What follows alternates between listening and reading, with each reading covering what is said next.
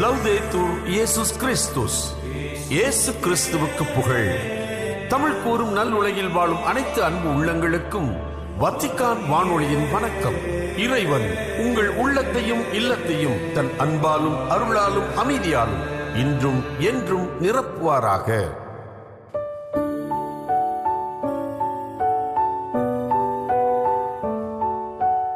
அன்பு நேயர்களே, வத்திக்கான் வானொலி இன்று உங்களுக்கு வழங்கவிருப்பவை நெறிகாட்டும் ஆளுமைகள், விவிலிய தேடல்கள் மற்றும் செய்திகள்.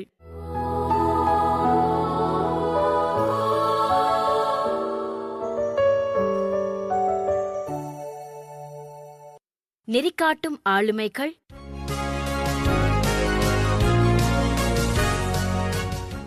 ஆல்பர்ட் நோபல் டைனமைட் என்ற வெடிமருந்தை கண்டுபிடித்த அறிவு வித்தகர் அவர். அதை வைத்து பெரும் செல்வத்தை சேர்த்திருந்தவர். ஒரு நாள் அதிகாலை வழக்கம்போல் செய்தித்தாளை மேய்ந்து கொண்டிருந்தார். வாசித்து கொண்டிருந்தார். விஞ்ஞானி ஆல்பர்ட் நோபல் மரணம். தான் இறந்து போனதாக வந்த செய்தியை தானே வாசித்து அறிந்தார். அதிர்ச்சியால் உறைந்து போனார். அது தவறான செய்திதான் என்றாலும் உள்ளே சொல்லப்பட்டிருந்த அவரை பற்றிய குறிப்பு மேலும் அவரை அதிர வைத்தது, உறைய வைத்தது. பலரை அழிக்கும் டைனமைட் என்ற வெடிமருந்தை இவர் கண்டுபிடித்ததால் இவரை ஒரு மரண வியாபாரி எனலாம். வாசித்துவிட்டு நொந்து போனார் நோபல். தான் இறக்கும்போது இப்படி ஒரு பட்டமா? இவ்வளவுதான் எனது வாழ்க்கையா? சிந்தித்தார், செயல்பட்டார்.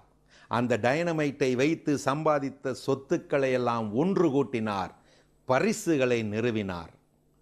அவைகள்தான் இன்றைக்கும் உலகமே மதிக்கும் நோபல் பரிசுகள். அறிவியல் முயற்சிகளுக்கும் அமைதி முயற்சிகளுக்கும் தரப்படும் தரமான 5 பரிசுகள். அன்னை தெரசாவுக்கு தரப்பட்ட உலக அமைதிக்கான நோபல் பரிசும் இவர் நிறுவியதுதான். இன்றைக்கு அந்த ஆல்ஃபிரட் நோபல் ஒரு மரண வியாபாரி அல்ல, மனித நல விஞ்ஞானி. ஒரு அழிவு விஞ்ஞானி அல்ல, ஆக்க விஞ்ஞானி, அறிவு விஞ்ஞானி, அமைதி விஞ்ஞானி. பலர் வரலாற்றில் உயருகின்றனர். வெகு சிலரே வரலாற்றையே உயர்த்துகின்றனர்.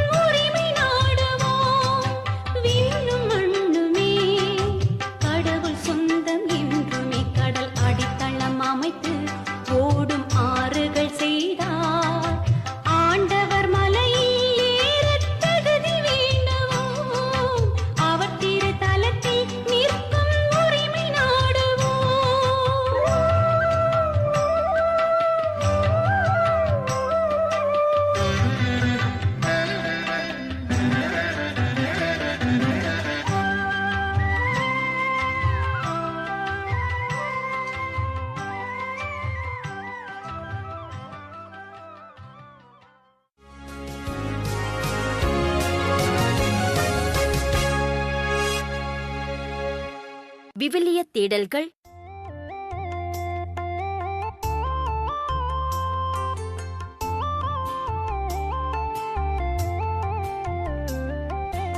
எருசலேமே எருசலேமே, ஆண்டவரை போற்றுவாயாக. எருசலேமே எருசலேமே, ஆண்டவரை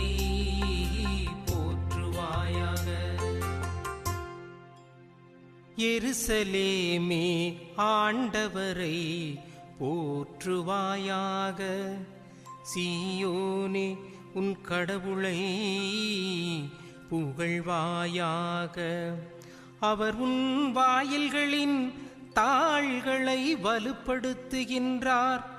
உன்னிடமுள்ள உன் பிள்ளைக்கு ஆசி வழங்குகின்றார். எருசலேமே, எருசலேமே, ஆண்டவரை போற்றுவாயாக. எருசலேமே, எருசலேமே, ஆண்டவரை போற்றுவாயாக. அவர் உன் எல்லைப்புறங்களில் அமைதி நிலவச் செய்கின்றார். உயர்தர கோதுமை வழங்கி உன்னை நிறைவடைய செய்கின்றார். அவர் தமது கட்டளையை உலகினுள் அனுப்புகின்றார். அவரது வாக்கு மிகவும் விரைவாய் செல்கின்றது. எருசலேமே, எருசலேமே, ஆண்டவரை போற்றுவாயாக. எருசலேமே, எருசலேமே, ஆண்டவரை போற்றுவாயாக. யாக்கோபுக்கு தமது வாக்கையும் இஸ்ரவேலுக்கு தம் நியமங்களையும் நீதி நெறிகளையும் அறிவிக்கின்றார். அவர் வேறெந்த இனத்துக்கும் இப்படி செய்யவில்லை. அவருடைய நீதி நெறிகள் அவர்களுக்கு தெரியாது. அவருடைய நீதி நெறிகள் அவர்களுக்கு தெரியாது. எருசலேமே, எருசலேமே, ஆண்டவரை போற்றுவாயாக. எருசலேமே, எருசலேமே, ஆண்டவரை போற்றுவாயாக. கிறிஸ்து இயேசுவின் இதய உறவில் வாழும் அன்பு உள்ளங்களே, உங்கள் அனைவருக்கும் வாழ்த்துக்களும் வணக்கங்களும். இந்நிகழ்வின் வாயிலாக எங்களது சிறிய சிந்தனையையும் உங்களது சிறிய நேரத்தையும் ஒன்றாக செலவிடுவதில் மனம் மகிழ்கின்றது. இன்று நாம் பார்க்கவிருக்கும் திருப்பாடல் எண் 147. இத்திருப்பாடலை பார்ப்பதற்கு முன் இத்திருப்பாடலின் பின்புலனை நாம் அறிந்து கொண்டால் அது இத்திருப்பாடலை அறிந்து கொள்ள நமக்கு மிகவும் உதவியாக இருக்கும். ஆகவே நாம் இத்திருப்பாடலின் பின்புலத்தை முதலில் அறிந்து கொள்வோம். ஒரு பெரிய இன்னலுக்கு பின், அதாவது ஒரு பெரிய இடையூறுக்கு பின் மக்கள் சிறையில் இருந்து விடுபடுகின்றார்கள். மக்கள் சிறை அனுபவத்தில் இருந்து, சிறை வாழ்வில் இருந்து வெளிவருகின்றார்கள். அந்த வாழ்வின் தொடக்கம், வெளிவருகின்ற அந்த வாழ்வின் தொடக்கம் அவர்களுக்கு பெரும் மகிழ்வாக இருக்கின்றது. ஒரு அரசாங்கத்திடம் இத்தனை நாள் ஒரு அரசாங்கத்திடம் மக்கள் அடிமைப்பட்டு சிறைப்பட்டு இருக்கின்ற அந்த காலம் முடிந்து வாழ்விற்கும் மகிழ்ச்சிக்கும் அன்பை பரிமாறிக்கொள்ளும் உறவின் சங்கமத்திலும் அவர்கள் இணைகின்றார்கள். ஒரு விடுதலை அவர்களுக்கு கிடைக்கின்றது. அந்த விடுதலையின் போது பாடப்படுகின்ற பாடல் தான் இத்திருப்பாடல்.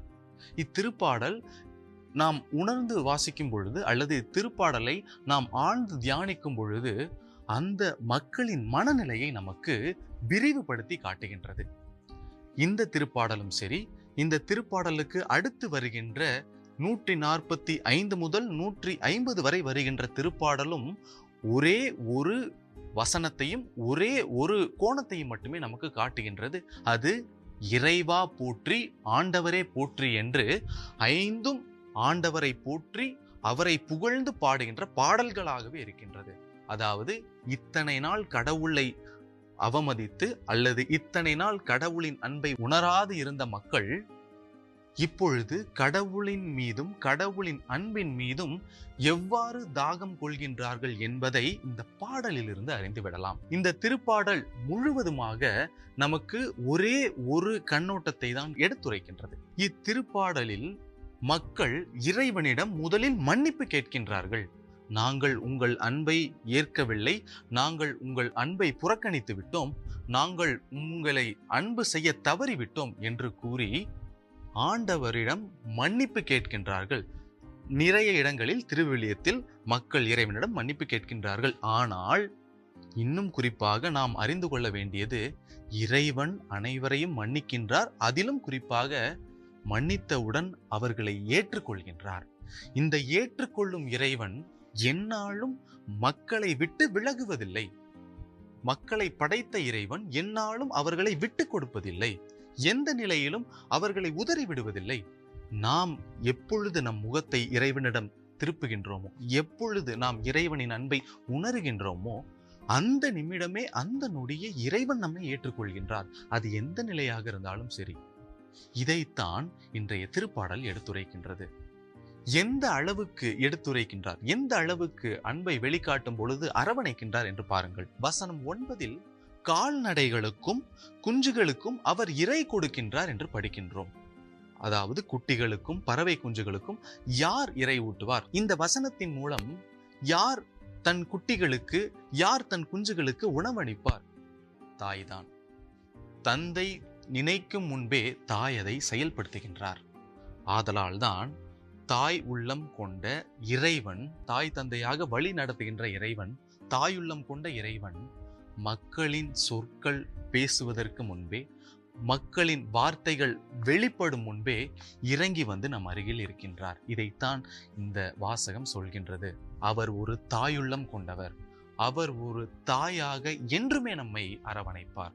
அவரது அரவணைப்பு என்றுமே இருக்கும். இன்னும் புரிந்து கொள்ளும்படியாக, ஒரு வீரனிடம், படைபலன் உள்ளவரிடம், மற்றவர்களை எதிர்த்து நிற்கும் போராடும் குணம் உள்ளவர்களிடம் அவர் அன்பு செய்கின்றார். ஆனால் இன்னும் அதிகமாக, இன்னும் அன்பாக யாரை நேசிக்கின்றார் என்றால், யார் கடவுளுக்கு அஞ்சி வாழ்கின்றாரோ, யார் கடவுளுக்கு அஞ்சி நிற்கின்றாரோ அவர்களை ஏற்றுக்கொள்கின்றார். அவர்களிடம் இன்னும் மிகுதியாக அன்பு செய்கின்றார். ஒருவர் யார் அவருடைய வார்த்தையை பின்பற்றுகின்றாரோ, கடைபிடிக்கின்றாரோ, வாழ்நாள் முழுவதுமாக அதை செயல்படுத்துகின்றாரோ அவருடன் வாழ்நாள் முழுவதும் தங்குகின்றார். இதைதான் தாயுள்ளம் கொண்ட இறைவனாக அவர் என்றும் நம்முடன் வாழ்கின்றார். இன்னும் தெளிவாக கூற வேண்டும் என்றால், மீதம் உள்ள வசனமும் இதைதான் குறிப்பிடுகின்றது.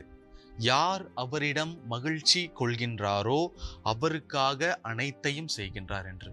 நாம் அவரிடம் திரும்பும் பொழுது அவர் நம்மை அரவணைக்கின்றார் முழுமையாக. அன்பு உள்ளங்களே, நாம் நமது உள்ளங்களையும், நாம் நமது வார்த்தைகளையும், நாம் நமது வாழ்க்கையையும் எப்பொழுது கடவுளின் பால் திருப்புகின்றோமோ, கடவுளின் பால் வாழ ஆரம்பிக்கின்றோமோ, தொடங்குகின்றோமோ, அந்த நொடியில் அந்த தாய் நம்மை அரவணைக்கின்றார். ஜெபம். தாயுள்ளம் கொண்ட இறைவா, நாங்கள் அனைவருமே உம் பிள்ளைகள். நாங்கள் என்றும் சரியற்ற பாதையில் பயணிக்க விடாதேயும். நாங்கள் உம்மை பின்பற்றி உம் மகிழ்வினில் வாழவும், நீர் அருளும் பாதையில் நடக்கவும் அருள் புரிய வேண்டுமென்று இறைவா உம்மை மன்றாடுகின்றோம். ஆமென்.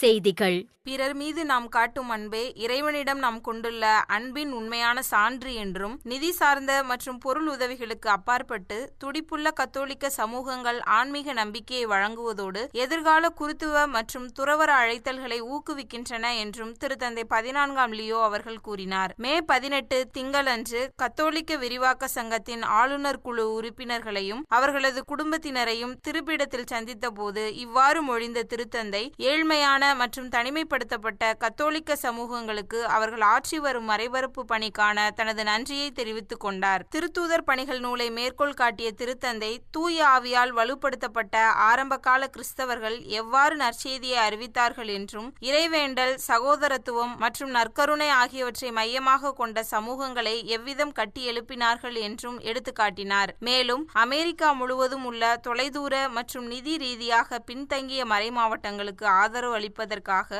1905ஆம் ஆண்டில் கத்தோலிக்க விரிவாக்க சங்கத்தை நிறுவிய தந்தை பிரான்சிஸ் கிளமெண்ட் கெல்லி அவர்களுக்கு இதே மறைபரப்பு உணர்வுதான் ஊக்கமளித்தது என்றும் திருத்தந்தை சுட்டிக்காட்டினார். குறைந்த வசதிகள் கொண்ட சமூகங்களில், குறிப்பாக கியூபா மற்றும் புவர்டோ ரிக்கோ ஆகிய இடங்களில் அந்த சங்கம் மேற்கொண்டு வரும் தொடர்ச்சியான பணிகளை பாராட்டிய திருத்தந்தை இதனை திரு அவையின் அனைத்துலகத்தன்மையின் அடையாளம் என்றும் விவரித்தார். நம்பிக்கையில் ஒருமைப்பாடு நிலவாமல் நம் திரு அவைகளுக்கு இடையிலான முழுமையான ஐக்கியத்தை மீண்டும் நிலைநாட்ட இயலாது என்று திருத்தந்தை 14ஆம் லியோ அவர்கள் வலியுறுத்தினார்.